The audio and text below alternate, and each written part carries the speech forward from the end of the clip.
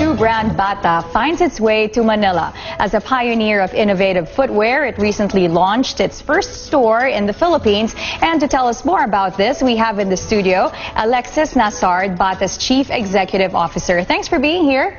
Thank you for having me. Well, first of all, why the name Bata? As you know, I don't know if you know, but in the Philippines, Bata means child. So I think people are wondering what's the story behind this? I would love to tell you that it's part of our adequation to the Philippines, but it isn't.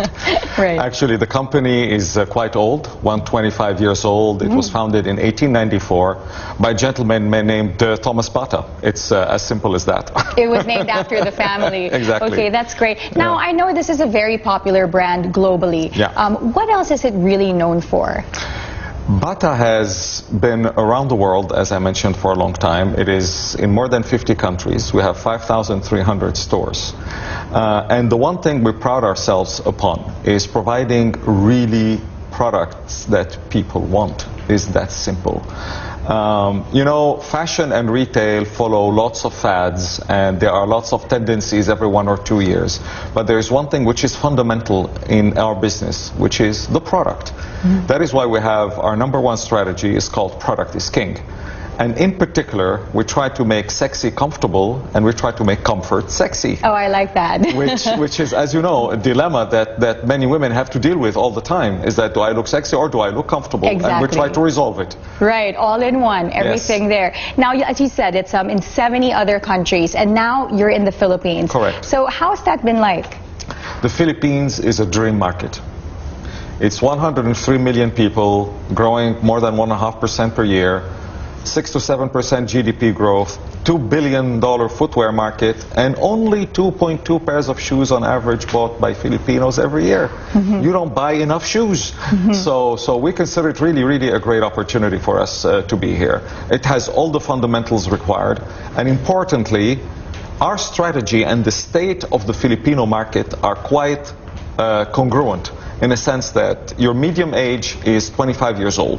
You're in the heart of the millennials. Right. And our target consumer at Bata is a lady called Angela, and she's also in the bullseye of millennials. So we're really confident that our proposition, our consumer proposition, and the topography of the Filipino markets fit very well together. How have you evolved after all these years? I mean, especially now with a fast-changing consumer market. A relationship between a consumer and a brand is a little bit like a relationship in a couple. You want to be consistent, but you don't want to be predictable.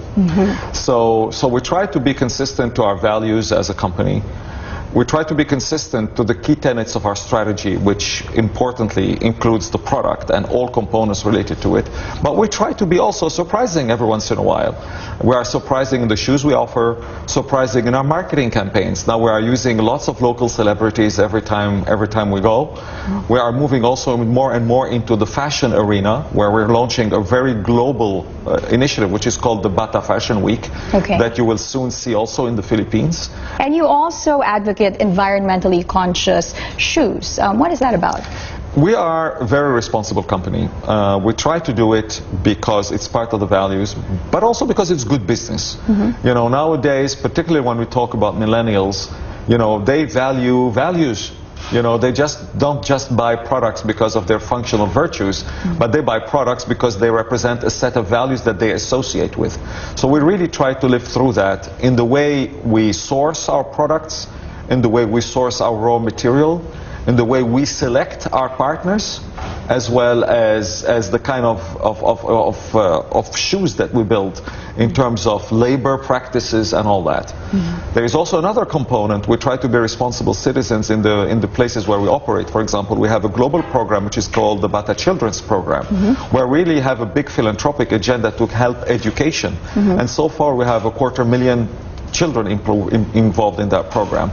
And lastly, let's not forget that retail employs a lot of people. You know, I mean, 5,300 stores, we have 30,000 employees. In 70 countries. Exactly. So it is really quite an intensive source of employment. So if hopefully we develop in the Philippines like we would like to develop over the next few years, it should be a significant source of employment for people.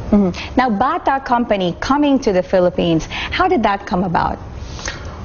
We came through a classic strategic exercise, which is to say, where are the opportunities for growth, right? We look at the matrix, I'm going to keep it simple, which looks at market attractiveness as well as right to win. And then we cluster these countries based on the combination of the biggest combination of these two, basically, which are the most attractive markets and which are the markets where we are most likely to succeed. And which company have you partnered up with? Because, for example, if you choose a market that is attractive, where we don't have a good right to win, then the cost of growth becomes very significant. So after that thinking is done, there is also a process of partnering up with the right people, and this is where the relationship with SM came about.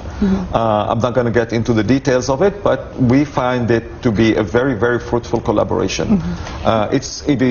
We have very complementary strengths, and at this point in time in the Philippines, they're a perfect partner for us.